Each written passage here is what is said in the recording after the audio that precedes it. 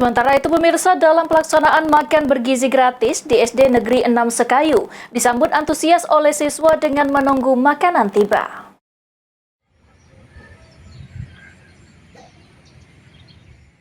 Program unggulan Presiden Prabowo yakni makan bergizi gratis disambut antusias oleh siswa SD Negeri 6 Sekayu.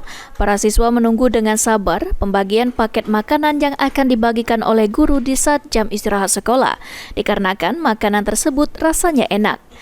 Oleh sebagian siswa, makanan yang diberikan juga dibawa ke rumah karena mereka teringat dengan orang tua di rumah. Kenyang. Tadi di rumah sarapan dulu atau gimana?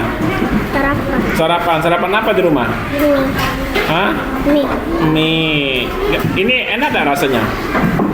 Makanan yang dikasih guru enak. Kenapa tidak habis? Kenyang. Ini dibungkus lagi? Dibungkus lagi. Mau dibawa pulang atau gimana? Pulang. Bawa pulang. Untuk siapa? Mama. Untuk mama. Bungkus untuk mama. Pelaksanaan MBG di SD Negeri 6 Sekayu ini cukup membantu para siswa karena para siswa tidak perlu lagi membawa uang jajan ke sekolah serta juga dapat menambah semangat belajar siswa sehingga tidak kelaparan. Bergizi gratis ini, apalagi sekolah kami merupakan sekolah di mana mayoritas anak-anak di sini adalah anak-anak yang golongan menengah ke bawah, dan seringkali banyak anak-anak yang tidak membawa bekal.